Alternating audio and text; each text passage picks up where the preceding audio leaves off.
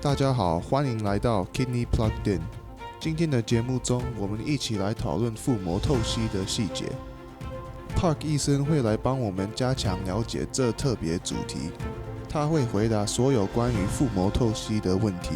不要离开 Park 医生的专业知识，就在 Kidney Plugged In。So thank you so much for joining us today, Dr. Park. I thought we could start by having you explain what is dialysis and when in a kidney patient's journey do they need to start dialysis? So dialysis is a therapy that removes waste, salt, and extra water from the body when our kidneys are no longer able to do it themselves any longer. It can also keep certain chemicals in our bodies at balance as well, such as sodium, potassium, and bicarbonate levels, again, when the kidneys are no longer able to regulate this anymore. Patients with chronic kidney disease over time progress and develop end-stage renal disease, at which point generally patients require dialysis as a life-sustaining therapy. And we know that patients require dialysis because of a few different features. First being the actual biochemical features. So when we're doing blood work and we see that patients are developing high levels and sometimes dangerous levels of certain chemicals in the body, we know that we need to start talking about dialysis to keep things safe for the patients.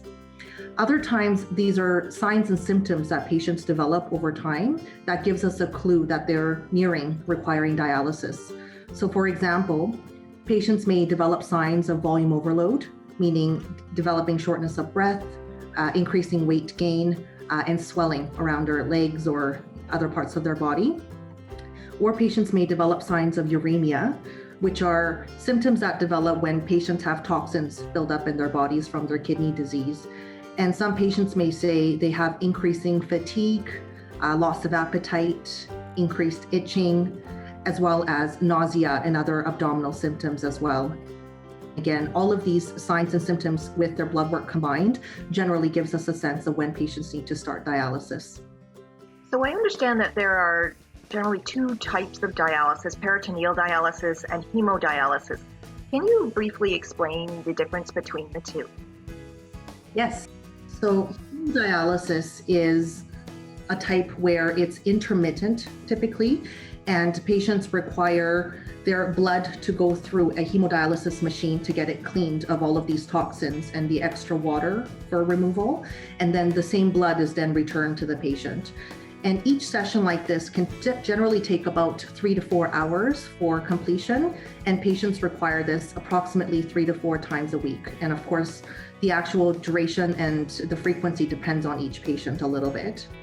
This type of dialysis can be done in a hospital setting, or in a dialysis unit away from a hospital, or in their own homes.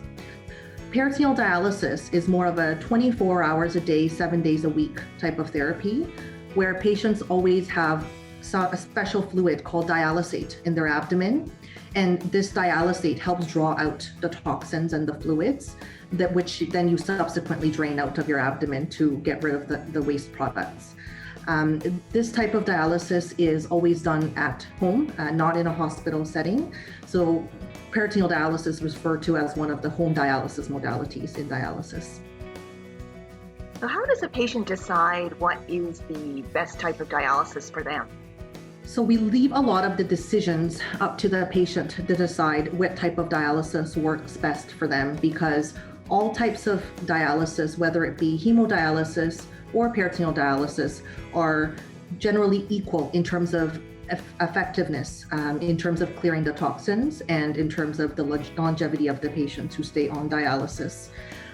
The features that we think are important to consider are mostly lifestyle considerations for each of the patients to determine if a particular type of dialysis is better than another type of dialysis. So for instance, patients who are still actively working and require a lot of flexibility in terms of what time of day and how frequently they can do dialysis, we think that home dialysis is better because it offers a lot more flexibility in terms of how often and when to do their dialysis.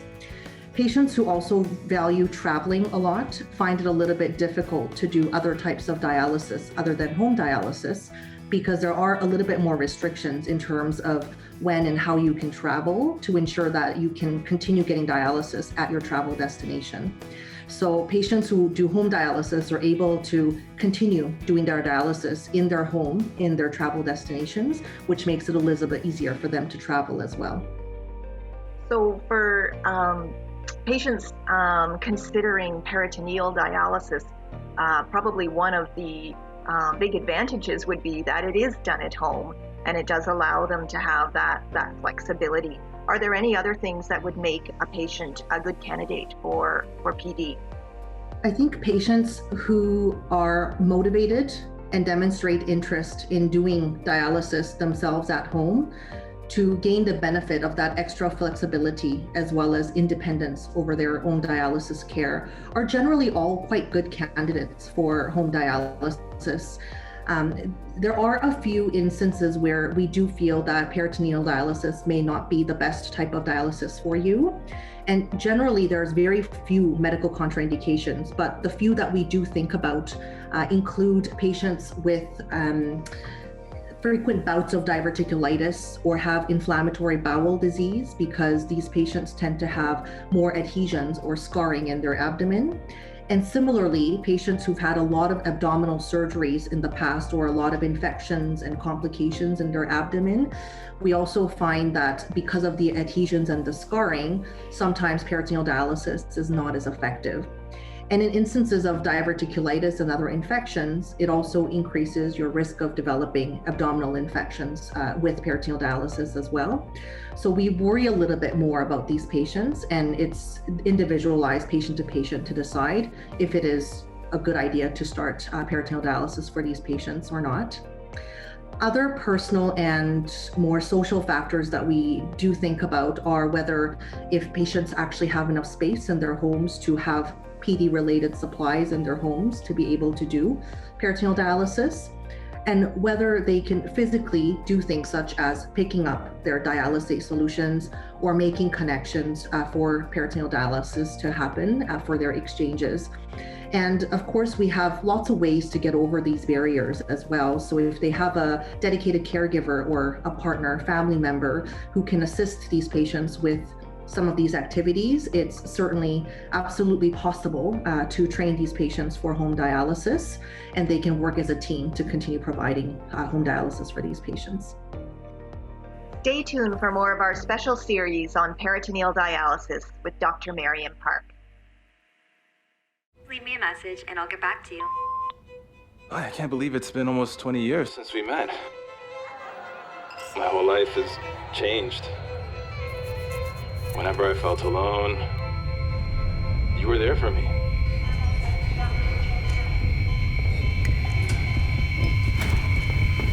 I guess what I'm trying to say is, I couldn't have done it without the Kidney Foundation.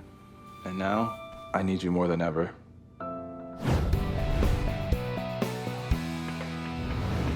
Have you checked out the Kidney Wellness Hub? We're excited to share this new online kidney community engagement platform created for kidney patients and caregivers. It offers tons of kidney customized resources and tools to support you on your health and wellness journey. We know living with kidney disease can be challenging, and anyone trying to stay active knows it can be overwhelming to start. But you are not alone. There's information, video content, and resources designed to help you stay active. Classes at various energy levels include yoga, strength training, flat on the wall, cardio, make it fast, Pilates, dance, and more. 5, 6, 7, again. Plus, we have chair classes for anyone with mobility issues. Many of our instructors are also affected by kidney disease. They get it, and they bring this personal experience to their classes. We all know eating well is important, but making good food choices is hard, let alone kidney-friendly food choices. Sometimes we just need a little help and inspiration in the kitchen. Our Eating Well section is a great place to learn about kidney-friendly nutritional options wherever you are on your kidney journey. Be sure to check out the Kidney Community Kitchen with meal planners, cooking demos, kidney-friendly recipes, and don't miss the opportunity to test your cooking skills in one of our live cooking classes. In this section, we've put together some tools and resources to help you boost your mental well-being. There's a meditation series with breathing exercises, techniques on how to build more laughter into your life, and how to benefit from music therapy, to name just a few. Don't miss our free kidney wellness coaching sessions to help support you to make those positive changes in your life. The expansion of your chest on the inhale. And key to your well-being, you told us you wanted to talk with others, to share lived experiences and meet new kidney friends. The Kidney Wellness Hub is here to help. Some of the ways you can connect are talking one-to-one with a peer mentor, joining a networking session, or connecting through our Facebook group.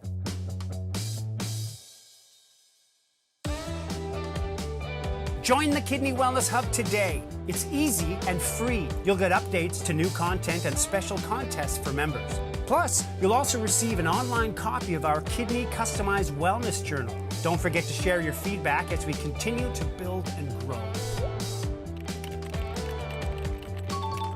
See you online soon. Dr. Park, I understand there are two types of peritoneal dialysis. I'm wondering if you can briefly explain the difference between the two. So the first type of peritoneal dialysis is called continuous ambulatory peritoneal dialysis, or CAPD. And this is a type that doesn't require any fancy apparatus or any machines. All you require is a bag of dialysate that you're filling your abdomen with, and then an empty dry bag that you can use to get rid of the dialysate that's already in your abdomen. That's called one exchange, when you empty your abdomen of your current dialysate, and then you're filling your abdomen with the new dialysate. And generally, that's something that takes about maybe half an hour for each exchange. And most patients have to do it approximately 4 to 5 times a day, every 4 to 6 hours, except for the longer period of time during which they're sleeping. And it's easy to travel with because, again, there's no other machines or any other apparatuses you need to carry around other than your fluids of dialysate. APD, or automated peritoneal dialysis, is a special type of peritoneal dialysis that you can do using a machine called cycler. And the cycler literally cycles the exchanges through as you stay hooked up to the machine. And generally, the machine will undergo somewhere between 4 to 6 cycles of dialysate. And this happens over approximately an 8 to 10 hour period. So patients will generally have to stay connected to the cycler for that duration of time, which is why most patients elect to do this in the nighttime when they're sleeping, which is the best time for them to stay connected to the machine the entire time. And it, of course, provides the extra convenience that you don't have to do any exchanges throughout the day. But patients may elect not to travel with their machine and go back to doing their manual exchanges or CAPD during traveling time because it makes it a little bit easier. But those are generally the two options of doing peritoneal dialysis. Once a patient opts to do peritoneal dialysis, what sorts of training and preparation can they expect? So once a patient decides that they want to do peritoneal dialysis, then we wait, of course, until indications arise for them to actually start dialysis. And once we start to see these indications that the patients are nearing dialysis requirement, we have the patient go either get a surgically or a bedside place peritoneal dialysis catheter in their abdomen. Depending on their other medical comorbidities, we can decide which one is more appropriate for them. And once they have the peritoneal dialysis catheter, which is a plastic tube that gets placed in their abdomen, we generally like to wait approximately 3 to 4 weeks to ensure that there is good healing of the tube before we start to use it for training. We do tend to bring patients back once a week or so just to flush the catheter and get some blood work done to make sure that there are no acute indications to start them on dialysis any sooner than we had planned, and just to ensure that the catheter is in the right position and it's working well. After about 3 to 4 weeks of healing period, we'll bring the patients in alone or with a caregiver to start training for peritoneal dialysis. And generally, peritoneal dialysis is a very easy therapy for patients to learn, and we don't normally need more than about 3 to 5 days of training time where they learn the steps of doing their dialysis for themselves at home. Once they've completed their 3 to 5 days of training, we go through their medications and make sure that they're on all the right dialysis-related medications. Then we send them on their way home to start doing dialysis at home. And once they're at home, we do monitor them a little bit closely in the first few weeks just to ensure that everything is going okay at home and there's no troubleshooting that is required. And so the nurses, the doctors, the dietitians, all the multidisciplinary teams basically keep a closer eye on them and make sure they're well supported in their first few weeks. And I understand too, there's new developments happening all the time with respect to research and development to help improve the quality of care for kidney patients. And there's technology out there that's fairly new, I think, called ShareSource, and it helps around remote patient monitoring. I'm wondering if you might be able to just comment on, how ShareSource might help both patients and doctors. Thanks, Deb. So as you've mentioned, there's newer developments in peritoneal dialysis all the time to make PD more accessible and easier for patients to learn and continue therapies at home in a more safe fashion. ShareSource is one of the new developments where, as you've mentioned, allows physicians and all teams of the healthcare providers to monitor patients' therapies at home a little bit more closely, and makes it a little bit easier for the patients to keep track of their therapies as well.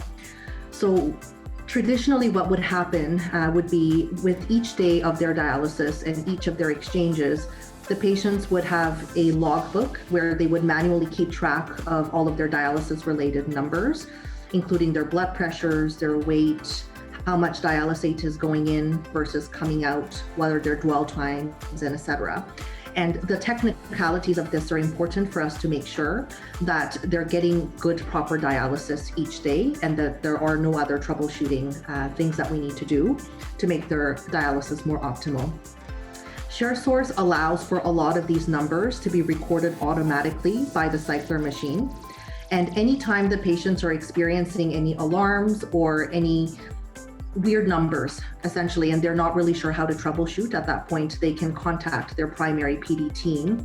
And the PD team has access to the ShareSource numbers immediately, and they can go into it online and help them shoot and see where the issues are, which makes it very convenient in terms of communication and monitoring for both the healthcare providers and also for the patients.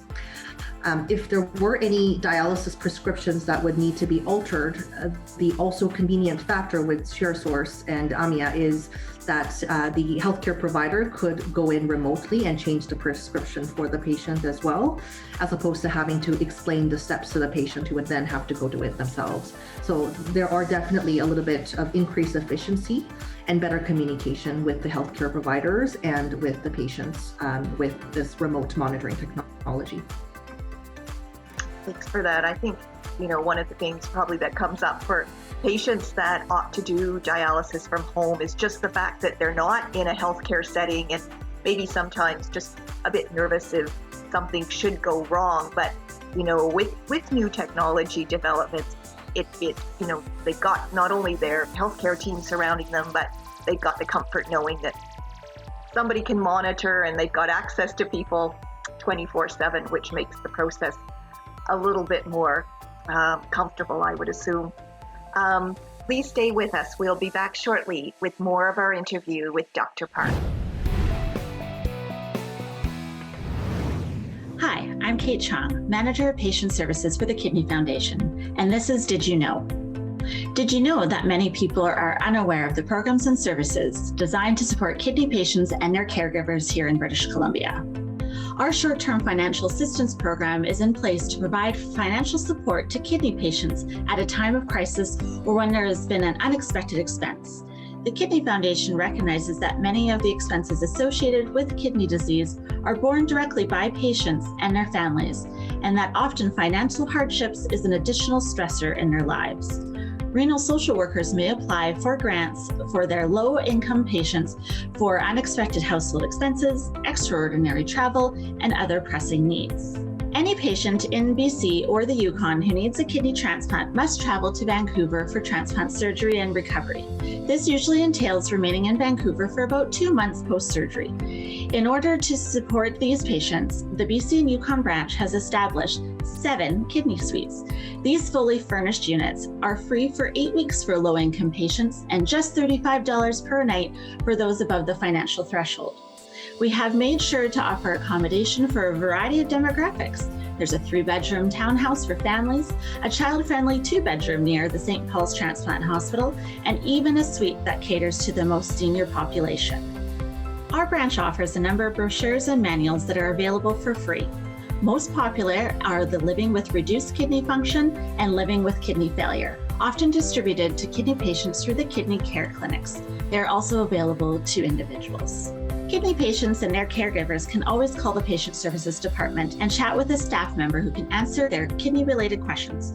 Although staff are not providing medical advice, they are there to assist patients with questions about their kidney diagnosis, diet-related questions, to explain lab test results, and to direct callers to other appropriate resources. Kidney Connect is a telephone-based peer support program available to all kidney patients and their caregivers. People can request to be matched with the trained peer support to discuss a variety of topics, from dialysis choices to lifestyle issues to concerns about being newly diagnosed. The Kidney Foundation supports organ donation. To this end, we provide a reimbursement program for anyone who decides to be a living donor, kidney donor, or a liver donor. LODERP stands for Living Organ Donor Expense Reimbursement Program and aims to ensure that there is no financial barrier to being a living donor. Transplant social workers can provide more information and forms to candidates, or living donors can contact us directly. Another way that we support living donors is through our Living Donor Mentor Program. 13 trained supporters who have been living kidney donors themselves are standing by and waiting to talk to any potential living kidney donor who may have questions about the process. All demographics are covered, as we've trained both women and men of all ages and geographical locations, some who have been anonymous donors, some who have donated to their children, parents, and some who've donated to a spouse of a friend. Each summer, the branch provides a summer camp opportunity for young kidney patients. All camp fees are covered by us, and children from all over BC and Yukon can enjoy a week of fun activities at Camp Latona on Gambier Island. We recognize the importance for children to spend time with others with similar kidney issues in a safe camp environment supported by nursing staff at BC Children's Hospital. Currently, the branch is offering 4 pilot initiatives that will be evaluated at the end of 2021 or mid-2022. We very much support patients who want to train to do home dialysis therapies and believe that there should be no financial burden to deter them. To this end, we offer the Northern Travel Pilot Program designed to cover accommodation and travel costs for those in Northern BC who need to travel to Prince George. All patients are eligible. There is no financial criteria. Similarly, we support kidney patients from Vancouver Island who need to travel to Nanaimo for home dialysis or peritoneal dialysis training by offering the Kidney Condo, a fully furnished 2-bedroom apartment close to the hospital. Again, there's no financial assessment for a stay here, and this residence is booked through a renal social worker. Many patients who are being assessed for a kidney transplant find themselves in a position where they may not move ahead with the process until they have a clean bill of health from their dentist. Unfortunately, some patients are unable to fulfill this requirement due to finances. We believe that no patient should be denied a transplant because they are low income. Consequently, we offer the Dental Pilot Initiative, whereby we will pay dentists directly for work done on qualifying kidney patients. And lastly, in collaboration with BC Renal, the Blood Pressure Monitor Initiative was developed. Any low-income patient who is affiliated with a kidney care clinic here in BC can access a free home blood pressure monitor, as the importance of home monitoring is recognized by all.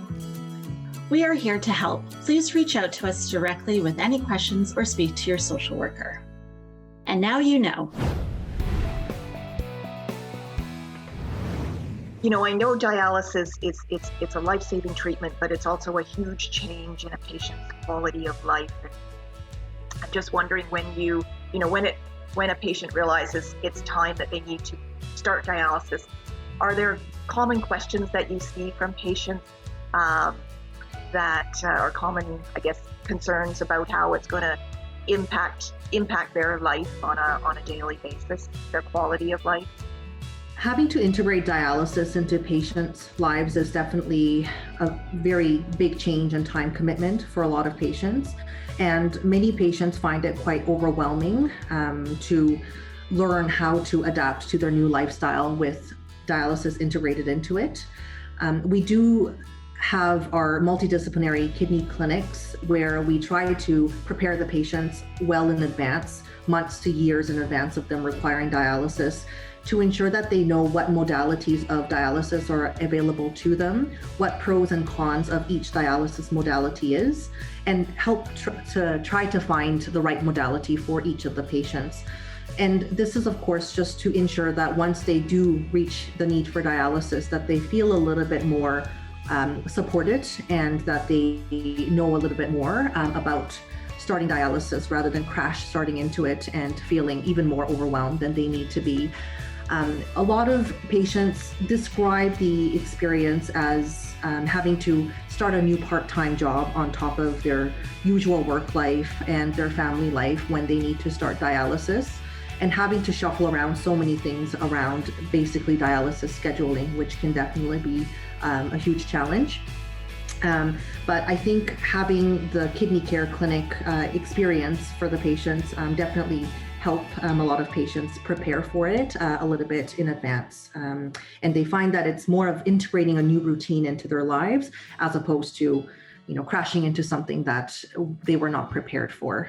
So I think that's generally quite helpful. I think probably said it so well there. I think probably one of the biggest things for kidney patients is to know that while it's a huge change, they're not alone on this journey, and they've got the support, expertise, and guidance of their healthcare team and new developments, community resources, and peer support. And I think all of this comes together to play such a critical role for kidney patients and their overall quality of life and hope for the future. So, well, thank you very much, Dr. Park. We really appreciate you taking time to speak with us today on this special series. And thanks for having me.